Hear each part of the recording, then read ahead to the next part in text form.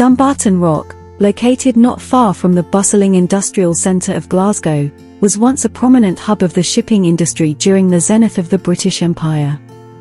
This strategic location witnessed the arrival of massive vessels, from the Titanic to the warships of World War II, which traversed these waters en route to the Western Isles of Scotland and the deep Firth of Clyde, the deepest coastal seas in Britain. However, since the decline of the shipping industry, this area has become one of the most impoverished regions in the UK. Nevertheless, Dumbarton has a long and storied history, dating back to ancient times.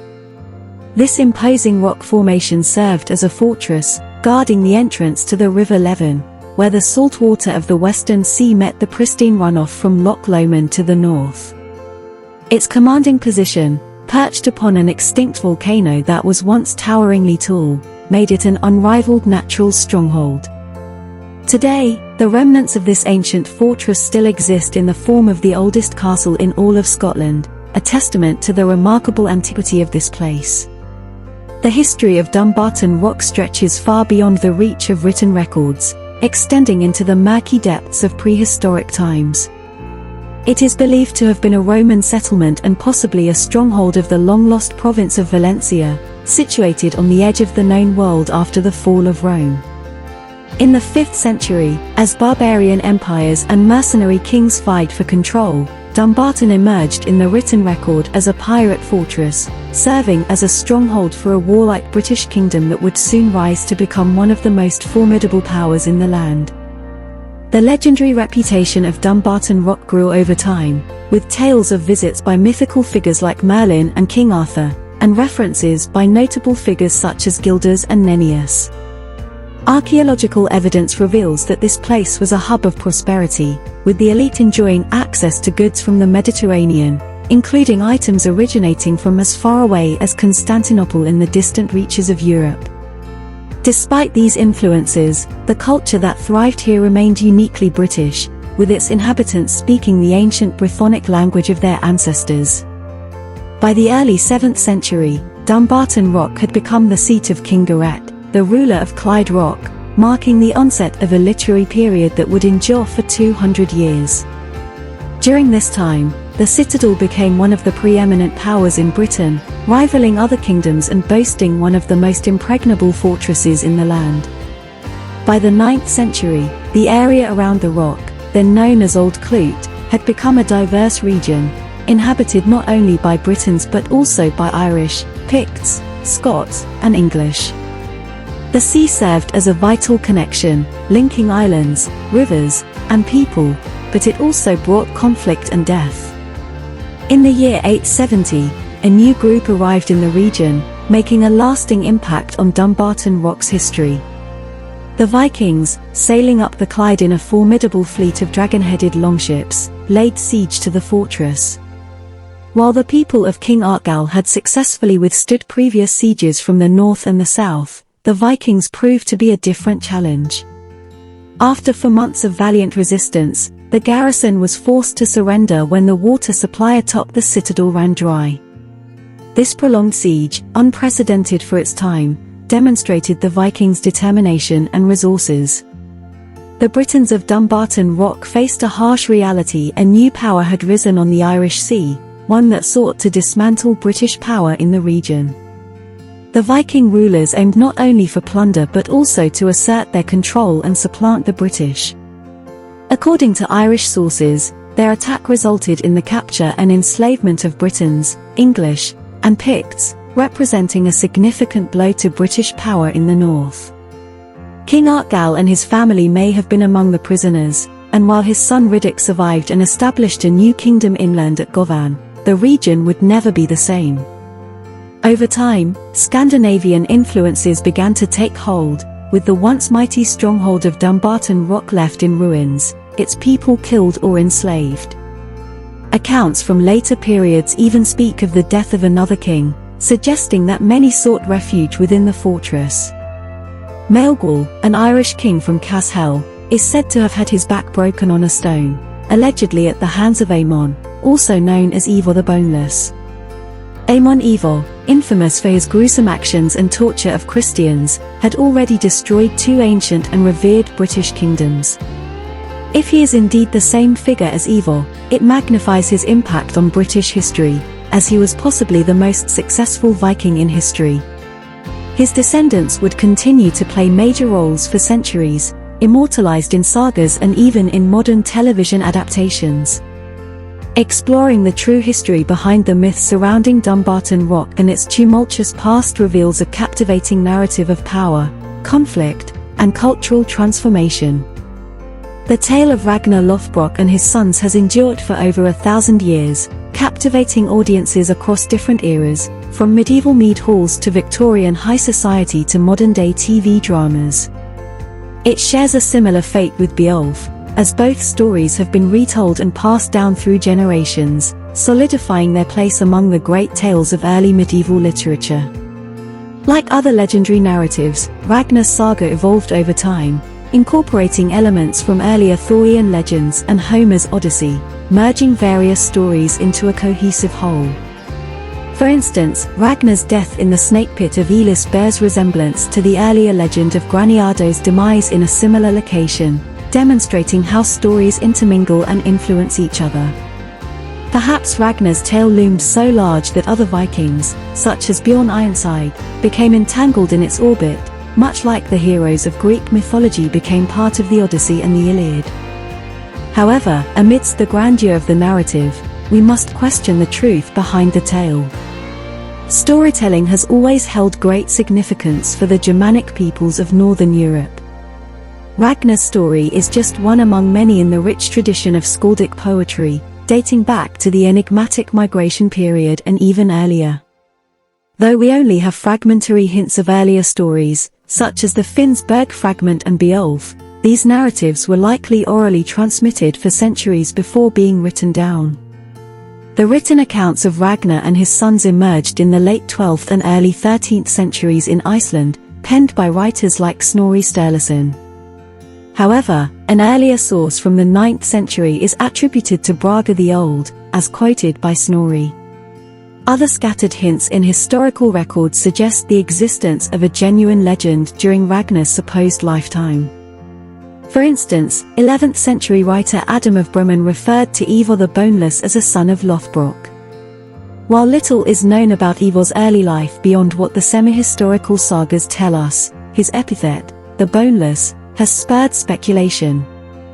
In the Ragnar saga, Ivar is depicted as unable to walk and reliant on others for transportation. However, this information comes from a later source. An alternative explanation suggests that Boneless may have initially denoted his exceptional seafaring skills. Although the accuracy of the saga tradition, written centuries after the events, may be questioned, contemporary accounts shed light on Ivar's existence. Ivar definitively emerges from the realm of legend into historical records in the year 793. Strangers from across the sea arrived at Lindisfarne, a sacred Northumbrian monastery, bringing chaos and destruction. Monks, initially mistaking them for visitors, were met with violence and lost valuable relics and books. The following year, the Vikings returned, raiding nearby Jar and continuing their assaults in the years to come. The Anglo-Saxon kingdoms, lacking fortified cities, ports, or navies, were ill-prepared for such attacks. The Viking Age in England had unequivocally commenced. In 799, Frankish sources documented the execution of Scandinavian pirates on an Aquitanian shore. The continent, particularly from the 840s onward, bore the brunt of the worst Viking attacks, with competing groups, potentially including Ragnar Lothbrok's company, infiltrating river systems and crossing back over the Channel. Unfortunately, information about East Anglia and Northumbria, regions particularly vulnerable due to their proximity to the North Sea, is scarce. Surviving records primarily come from Wessex, and the records of these kingdoms, if they ever existed, were likely lost, possibly in the fires of Viking invasions. Fragments of political events hint at the happenings of the time, such as the death of a Northumbrian noble named Red Wolf in 844, potentially indicating the involvement of Viking mercenaries in a civil war. During this era, East Anglia emerged as a military power, capable of defending itself against other kingdoms after a century of external domination and the weakening of its armed forces by the Mercians. It is plausible that they, too, utilized mercenaries from across the sea. Unfortunately, due to the scarcity of sources, certainty eludes us. However, by 851, a significant shift occurred as a fleet of 350 ships arrived in England, marking the first overwintering of Vikings in the country. While their attempts to conquer London were ultimately unsuccessful, they used Sheppey as a staging ground for their expeditions against Francia, serving as a refuge for seasoned warriors engaged in the fragmentation of the Carolingian Empire. In 794, a different set of sources and a different land came into play. It is uncertain whether the same band that attacked Lindisfarne also attacked the monastery of Iona, the holiest site in Gaelic Christianity. However, the Vikings did attack the monastery, which was known for its riches and treasures. In the following decades, the Vikings and similar groups returned to settle in the islands and archipelagos of northern Britain, encountering a diverse range of peoples including the Gaelic kingdom of Dalriata, the Pictish people of the Highlands, the Isle of Man, Anglesey, the Brythonic kingdom of Orklat, and the Irish kingdoms to the south. Since the fall of the Roman Empire, Ireland had become Christianity's Wild West, adopting Roman religion and aspects of the Roman way of life without the urban centres or institutions. Politics in Ireland were complex, with numerous petty kings vying for power. This complexity made it difficult for the Vikings to conquer entire kingdoms wholesale. Instead, they established fortified long forts along the coasts and rivers.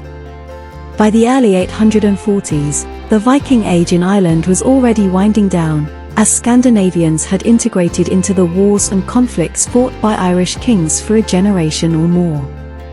In 839, after a decisive defeat inflicted on the Picts, a group of Norwegians led by Sea King Thorstein established the city of Dublin on Ireland's eastern coast. Dublin would soon become one of the most important Viking cities. Vikings also settled in other areas of the north, such as the Sea King Kettle Flatnose in the Western Isles, but none were as successful as the Norse settlers in Dublin. The Norse ruler of Dublin, Olaf, was killed, and in the 850s, a new group known as the Dubgail, Dark Foreigners, arrived in the city. They formed an alliance with the remaining Norse and established a stronghold under the leadership of Umlaib, Olaf's possible brother, and Imar. The arrival of these new forces marked the beginning of a civil war. An historical account suggests that a Danish chronicler named Saxo Grammaticus, along with another lost text, recorded the death of Ragnar in Ireland in 854. In 857, Imar began a process of allying with one Irish king against another, pursuing his own political interests. He had the support of his ally and possible brother, Olaf, as well as the Irish king Eadfine Liathavelec, who used Scandinavian support to maintain his power against other Irish kings. Imar conducted Viking raids in various regions, and by 863, his name disappeared from Irish annals. Olaf, on the other hand, was recorded attacking Pictland in 865 but had his own plans in mind. He reappeared in Irish sources 5 years later to destroy Dumbarton Rock. In 865, a great army of heathens, believed to be led by Ivar the Boneless and Halfdan, arrived in southwestern Britain on the marshy island of Thanet. This army, known as the Great Heathen Army, was the culmination of 2 generations of Viking raids and became the most formidable invasion force in Britain since the arrival of the Anglo-Saxons over 400 years prior. The army consisted of semi-autonomous bands led by warlords and military strongmen, many of whom originated from Britain and Ireland. The expeditionary force moved on to the Kingdom of East Anglia, where they encountered King Edmund. Edmund provided food, horses, and shelter to the Vikings, likely due to prior dealings with Scandinavians. Political alliances with Vikings were not uncommon during this time, as many saw opportunities for personal gain. However, Edmund had underestimated the Vikings' intentions. The Vikings' reputation played a crucial role. and their numbers grew as word spread of the great army in Britain. In the spring of 866, the Vikings attacked Northumbria, which was weakened by civil war. They swiftly captured the city, causing shockwaves throughout the land. The Northumbrian kings put their differences aside and attempted a counterattack on Palm Sunday in April 866. However, it turned into a trap, and the Northumbrians were massacred by the Vikings. The Vikings moved on to capture Mercia and subsequently attacked East Anglia, resulting in the death of King Edmund. By 869, Northumbria, East Anglia, and now Mercia had fallen to the Viking onslaught. The accounts of King Edmund's death varied, with some sources mentioning his demise in battle and others providing a more legendary account. A later source written by a Benedictine monk named Abbo of Fleury in the 11th century turned King Edmund into one of the most popular saints in English history. The Vikings continued their conquests, and their strategies included psychological warfare to instill fear in potential rivals. Northumbria, once a prosperous and intellectually vibrant kingdom, had become vulnerable due to internal conflicts and the long-lasting impact of a harsh climate known as the Long Winter.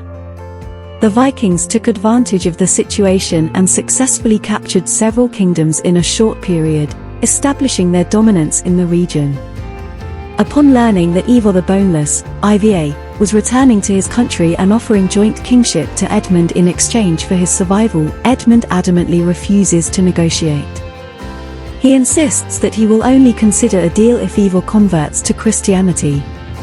This situation may be a distorted recollection of a failed agreement, an offer perhaps similar to being a puppet king like Egbert or Nut. However, Ivar not only declines to convert but, along with his brother Ober, proceeds to subject Edmund to various forms of torture. Eventually, they tie him to a post and execute him in a ritualized manner by filling him with arrows. It is said that Ivar sought to test the power of his god by seeing if he would intervene to save the king. While the precise details of this gruesome tale may be uncertain, the power grab proved successful, as Edmund's brother, who now becomes next in line for the throne, flees the kingdom and becomes a hermit. Consequently, there is no resistance in East Anglia. By the 13th century, another writer named Roger of Wendover further enhances Edmund's status, turning him into a legendary figure and the de facto patron saint of the land. However, Ivar continues to be regarded as a notorious villain in English history. According to historian Ethel Weird, Ivar meets his demise shortly after the martyrdom of Edmund, suggesting that divine justice finally catches up with the king killer. Nevertheless, there is an alternative possibility. After an absence of approximately 7 years, Ivar reappears in Irish sources, launching devastating attacks on the Western Isles alongside his ally Olaf the White. It is plausible that Ivar, utilizing his newfound wealth and unmatched reputation, seeks to assert control over the north of Britain and unify Ireland, Scotland, and England under the Dublin Norse. In this context, they assault Dumbarton Rock, which stands no chance against their forces. The subsequent years present a certain degree of mystery. Hæthcyn attempts and fails to conquer Wessex, subsequently redirecting his focus towards Mercia. Information about Ivar becomes scarce until 873 when Irish sources report his death from disease. At the time of his demise, he holds the title of King of the Norsemen throughout Britain and Ireland. Shortly thereafter, Hæthcyn heads north, likely perceiving an opportunity to seize Ivar's position, exclusively concerning himself with northern affairs. Meanwhile, the newly arrived Guthrum takes charge of the war in the south. The last known location where these men potentially converge is Mercia, where the kingdom is divided. Its king, Burgred, is eventually forced into exile by 874. At Repton, the ancient burial site of Mercian kings, archaeological investigations conducted since the 1970s have unveiled remnants that likely belong to one of the camps of the Great Army. Remarkably, this camp is situated atop the cult center of Mercia, indicating a deliberate statement of intent on the landscape. Adding a final twist to this narrative, in 1686, A local excavator named Thomas Walker decides to explore one of the mounds scattered across the landscape, searching for stones for construction purposes. To his surprise, he discovers hundreds of skeletons, with one in the center described as a giant standing at 9 feet tall. Unfortunately, the specific skeleton is subsequently lost. However, subsequent thorough investigations starting in the 1970s suggest that these remains may have been the war dead of the Great Army, many bearing severe battle wounds. Tentatively, it is proposed that the colossal individual could have been none other than Ivar the Boneless himself, laid to rest at the very heart of the land he played a significant role in transforming.